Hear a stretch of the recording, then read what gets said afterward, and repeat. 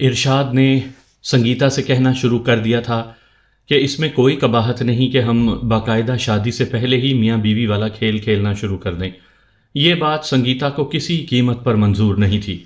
वो पाक मोहब्बत चाहती थी और फिर उस मोहब्बत को शादी तक पहुंचाना था।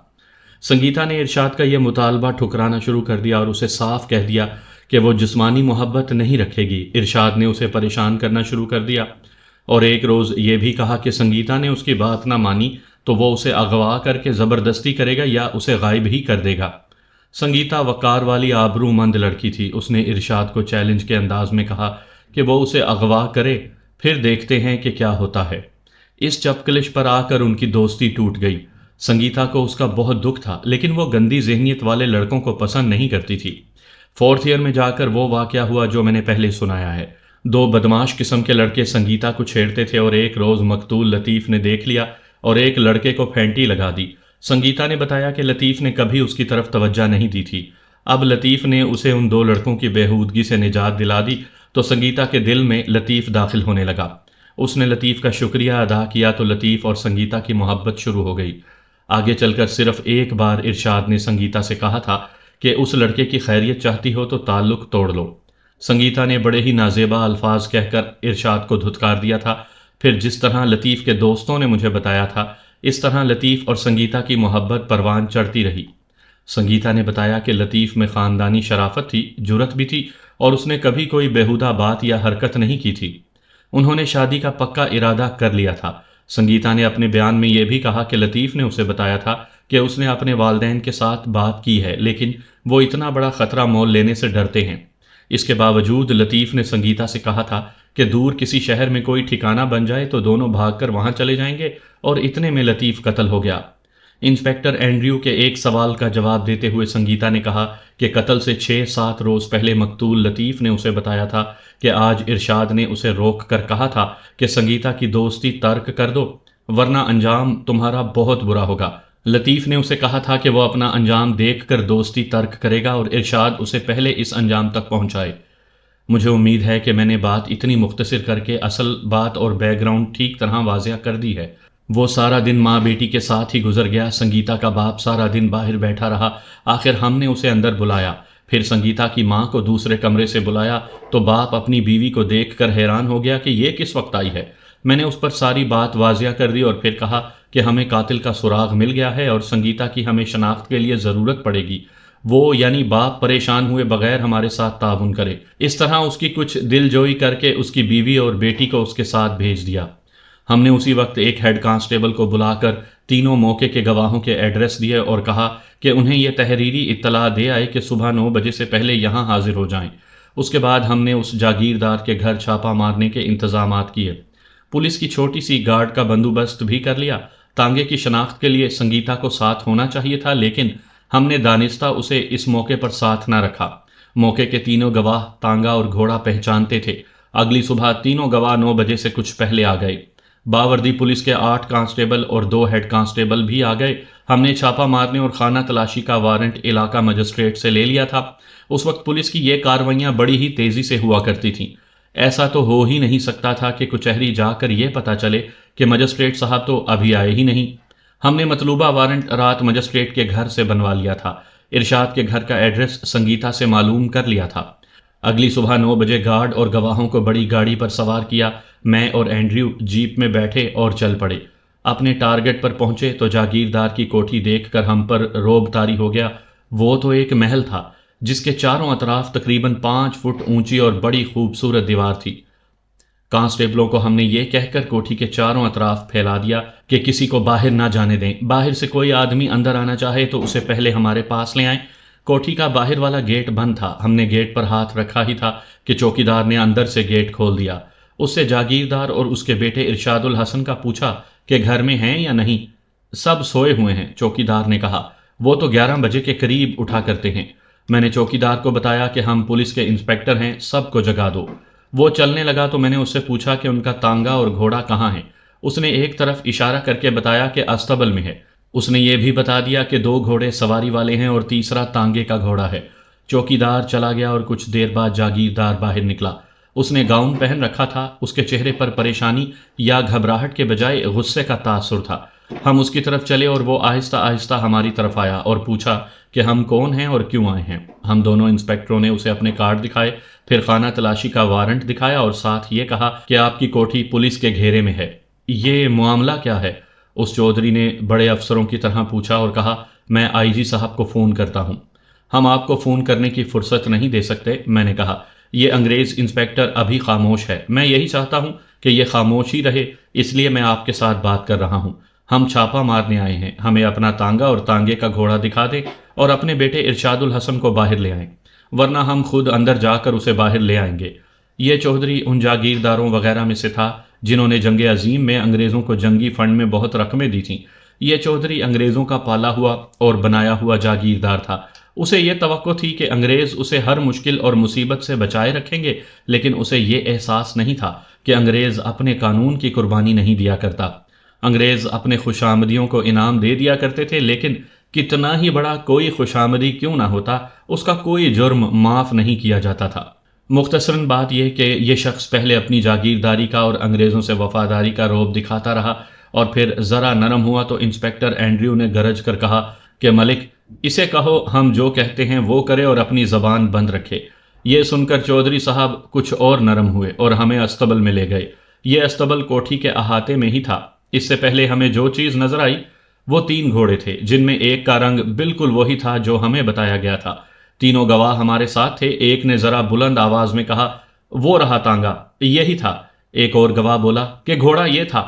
اتنے میں کوٹھی کے عقب سے ہمیں کچھ شور شرابہ سا سنائی دیا۔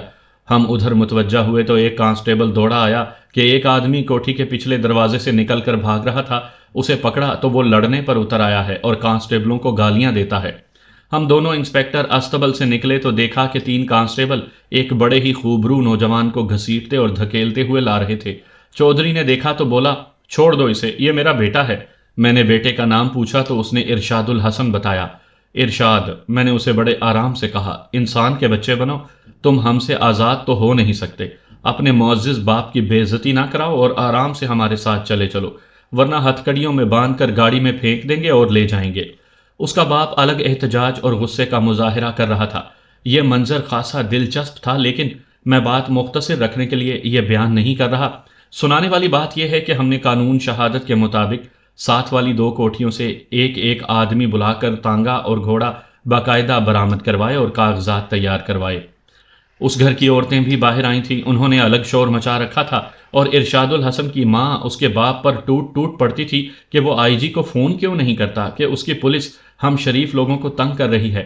جاگیردار میرے پاس آیا اور بازو سے پکڑ کر الگ لے گیا، کہنے لگا کہ آپ میرے ہندوستانی بھائی ہیں، میں آپ کی جھولی سونے اور چاندی سے بھر دوں گا، میری عزت کا کچھ خیال کریں اور میرے بیٹے نے جو کچھ بھی کیا ہے وہ گول کر دیں۔ اسے معلوم ہی نہیں تھا کہ اس کے بیٹے کا جرم کیا ہے۔ چودھری صاحب، میں نے کہا، آپ نے مجھے ہندوستانی بھائی کہا ہے، میں ہندوستانی ضرور ہوں اور آپ کا مسلمان بھائی بھی ہوں، لیکن اس وقت میں صرف ہندوستانی مسلمان ہوں اور بھائی کسی کا بھی نہیں۔ میں اس قوم کے قانون کا پابند ہوں جس قوم سے مجھے تنخواہ مل رہی ہے اور جس کا میں نمک کھا رہا ہوں، اور یہ مسلمان کے کردار کے منافی ہے کہ میں نمک حرامی کروں۔ ہم اس کے شہزادے بیٹے کو گاڑی میں ڈال کر اپنے ہیڈ کوارٹر لے گئے۔ اس شہزادے نے ابھی ناشتہ بھی نہیں کیا تھا، ہم نے اسے ناشتہ پیش کرنا بھی نہیں تھا۔ تانگا اور گھوڑا ابھی ہمارے پیچھے آ رہے تھے۔ دیکھ ارشاد بھائی، میں نے اپنے کمرے میں بٹھا کر اسے کہا، تمہارا باپ تمہاری کوئی مدد نہیں کر سکے گا۔ انگریز کسی کا خون معاف نہیں کیا کرتے۔ سیدھی بات یہ ہے کہ تم نے 2 دوستوں کے ساتھ لطیف نام کے ایک لڑکے کو قتل کیا ہے۔ اس واردات میں تم نے اپنا تانگا استعمال کیا تھا۔ 1000 کوشش کرو، باپ کی دولت لٹا دو، تم بچ نہیں سکتے۔ اقبال جرم کر لو، پھر ہم تمہیں اچھی خاصی رعایت دلا دیں گے۔ انسپیکٹر اینڈریو نے بھی اسے ایسی ہی باتیں کہیں، کچھ لالچ دیا اور کچھ ڈرایا دھمکایا، لیکن اسے اپنے باپ کی جاگیرداری پر اتنا بھروسہ تھا کہ وہ ہماری بات کو قبول نہیں کر رہا تھا۔ میں نے اسے کہا کہ وہ اپنے دونوں ساتھیوں کی نشاندہی کر دے، لیکن وہ انکار کر رہا تھا۔ ہم نے اسے اپنی حوالات میں بند کر دیا۔ وہ ناشتہ مانگ رہا تھا، لیکن ہم اسے سارا دن بھوکا رکھنا چاہتے تھے۔ ہم نے سنگیتا کو بلوایا اور وہ اپنے باپ کے ساتھ آ گئی۔ باپ کو الگ بٹھا دیا اور سنگیتا کو تانگا اور گھوڑا دکھایا۔ اس نے دیکھتے ہی کہا، یہ تانگا ارشاد کا ہے اور یہی گھوڑا اس تانگے کے ساتھ استعمال ہوتا ہے۔ اس کے بعد میں سنگیتا کو حوالات کے دروازے پر لے گیا جس میں ارشاد بند تھا۔ قانونی طور پر ملزموں کی شناخت کا طریقہ کچھ اور ہوتا ہے، لیکن میں یہ طریقہ اپنے طور پر اختیار کر رہا تھا تاکہ ارشاد اور سنگیتا کا آمنا سامنا ہو جائے۔ سنگیتا نے ارشاد کو دیکھا تو اسے گالیاں دینی شروع کر دیں اور کہا کہ تم نے لطیف کو قتل کیا ہے اور اب تم پھانسی چڑھو گے۔ سنگیتا کو ہم نے گھر بھیج دیا۔ میں آپ کو رات تقریباً 10 بجے کی بات سناتا ہوں۔ رات کو ہم نے ارشاد الحسن کو حوالات سے نکلوا کر تفتیشی کمرے میں بٹھایا اور اسے اقبال جرم پر آمادہ کرنے لگے۔ اس کی حالت غیر ہوئی جا رہی تھی، سوائے پانی کے اس کے اندر کچھ نہیں گیا تھا، لیکن اس نے ہاتھ جوڑ کر کہا کہ ایک سگریٹ اور وسکی کے 2 پیگ پلا دو، پھر وہ رو پڑا۔ غور فرمائیں کہ یہ تھی ایک مسلمان کی اولاد۔ یہ لوگ سمجھتے ہیں کہ دولت اور جاگیر مل گئی تو خدا بھی کچھ نہیں بگاڑ سکتا۔ یہاں میں افسوس کے ساتھ کہوں گا کہ پاکستان کی قسمت بھی ایسے ہی جاگیرداروں کی مٹھی میں آ گئی۔ اس نوجوان ملزم کی حالت یہ ہو رہی تھی کہ وہ 1 سگریٹ اور 2 پیگ شراب کے عوض اپنا ایمان بھی دینے پر تیار ہو گیا، لیکن اس کے پاس ایمان تو تھا ہی نہیں۔ میں نے اسے کہا کہ وہ ہماری بات مان لے اور اسے نہایت اعلیٰ کھانا کھلائیں گے، سگریٹ بھی دیں گے اور 2 پیگ نہیں بلکہ وسکی کی بوتل اس کے آگے رکھ دیں گے۔ انسپیکٹر اینڈریو نے اپنی جیب سے سگریٹ کا پیکٹ نکالا اور سامنے رکھ دیا، پھر ایک ہیڈ کانسٹیبل کو بلایا اور اسے کہا کہ وہ کہیں سے تھوڑی سی ولایتی شراب لے آئے۔ شراب کوئی نایاب چیز نہیں تھی، فون کر کے کہیں سے بھی منگوائی جا سکتی تھی اور منگوا لی گئی۔ اب سگریٹ اور شراب کا کرشمہ دیکھیں۔ شراب آنے سے پہلے ہی ارشاد الحسن نے سگریٹ پیکٹ کی طرف ہاتھ بڑھایا تو اینڈریو نے پیکٹ پیچھے کر کے کہا کہ پہلے اقبال جرم۔ ہاں صاحب، ارشاد نے کہا، لطیف کو میں نے اپنے ایک دوست کے ساتھ قتل کیا تھا اور ایک دوست تانگے میں بیٹھا رہا تھا۔ انسپیکٹر اینڈریو نے سگریٹ پیکٹ اور ماچس اس کی طرف سرکا دی۔ ہم نے اس کے لیے کھانا منگوا لیا اور ساتھ شراب اور گلاس بھی رکھ دیا۔ کھانا اور شراب پر تو وہ ٹوٹ پڑا اور جوں جوں کھانا اس کے اندر جا رہا تھا اس کی زبان میں روانی آتی جا رہی تھی۔ کچھ شراب بھی اس کے اندر گئی تو وہ یوں بولنے لگا جیسے دوستوں میں بیٹھا کوئی دلچسپ بات سنا رہا ہو۔ مطلب یہ کہ وہ کھانے کے دوران اپنے جرم کی بیک گراؤنڈ اور پھر واردات کا طریقہ سنا رہا تھا۔ اسے دیکھ دیکھ کر مجھے افسوس ہو رہا تھا کہ ایک مسلمان کا اتنا خوبرو بیٹا اخلاقی تباہی میں جا پڑا تھا۔ یہی ایک نہیں، نہ جانے اس جیسے کتنے بیٹے تباہ و برباد ہو رہے تھے۔ سامعین کرام، آپ سن رہے تھے انسپیکٹر احمد یار خان کی تفتیشی داستانوں میں سے ایک اردو داستان جس کا نام ہے سنگیتا، سگریٹ اور شراب۔ یہ اس سلسلے کی آخری اور قسط نمبر 4 تھی۔ مجھے امید ہے آپ کو میری یہ کاوش پسند آئی ہوگی۔ آپ نے اگر ابھی تک میرا چینل کہانی گھر سبسکرائب نہیں کیا تو ابھی میرے چینل کو سبسکرائب کر کے بیل نوٹیفیکیشن آن کر لیجئے تاکہ آنے والی ہر نئی کہانی کی اطلاع بر وقت آپ تک پہنچ سکے۔ میں اس کا پورا اقبال جرم تو نہیں سنا رہا، یہ تو آپ پہلے ہی سن چکے ہیں کہ قتل کا باعث کیا تھا۔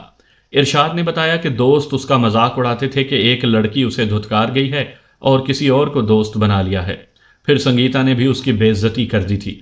ارشاد کو معلوم تھا کہ مقتول ہر صبح اس میدان میں ورزش اور پھر ہاکی کی پریکٹس کے لیے جایا کرتا ہے۔ اس نے کہا کہ اس کا ارادہ قتل کا نہیں تھا، وہ اسے صرف مارنا پیٹنا چاہتا تھا، لیکن ہاکی سٹک اس کی کن پٹی پر لگی تو اس سے وہ مر گیا۔ ارشاد کا خیال تھا کہ وہ مرا نہیں اور کل صبح اسے نظر آئے گا، لیکن اسے 1.5-2 گھنٹوں کے بعد پتہ چل گیا کہ لطیف مر گیا ہے۔ اس کے بعد اس نے اپنے دونوں دوستوں کی بھی نشاندہی کر دی اور ان دونوں کو اسی روز گرفتار کر لیا گیا۔ میں نے یہ کہانی بہت مختصر کر کے سنائی ہے اور اتنا ہی کافی سمجھوں گا کہ ارشاد الحسن اور اس کے دوست کو جس نے ارشاد سے مل کر لطیف کو قتل کیا تھا سزائے موت دی گئی، اور جو دوست تانگے میں بیٹھا تھا اسے آنت جرم میں 4 سال سزائے قید بامشقت دی گئی۔ ہائی کورٹ میں اپیل ہوئی تو ہائی کورٹ نے ملزموں کی 9 عمری دیکھتے ہوئے سزائے موت عمر قید میں تبدیل کر دی اور تیسرے دوست کی سزا برقرار رکھی۔ سنگیتا کورٹ میں پیش ہوئی تھی اور اس نے بڑی دلیری سے ارشاد کے خلاف بیان دیا اور ثابت کر دیا تھا کہ قتل کا باعث کیا تھا۔ سزائے موت دینے والا سیشن جج ایک عام اینگلو انڈین تھا۔ اس نے اپنے فیصلے میں لکھا تھا کہ یہ دولت مند جاگیردار اور ان کی اولاد عام آدمی کو اپنی رعایا اور غلام سمجھتے ہیں، اور جاگیردار دولت کے نشے میں جہاں ہر طرح کی بد اخلاقی اور بدی کا ارتکاب کرتے ہیں وہاں قتل تک بھی کر گزرتے ہیں۔ یہ لوگ کسی رعایت کے مستحق نہیں۔ سب انسپیکٹر ہرچرن داس کے خلاف ہم نے تفصیلی رپورٹ لکھی تھی کہ اس نے تفتیش میں اس طرح دانستہ کوتاہی کی تھی۔ اس کے خلاف محکمانہ کارروائی ہوئی اور اسے سب انسپیکٹر سے ASI بنا دیا گیا۔ عام فہم زبان میں یوں کہیں کہ اسے بڑے تھانے دار سے چھوٹا تھانے دار بنا دیا گیا تھا۔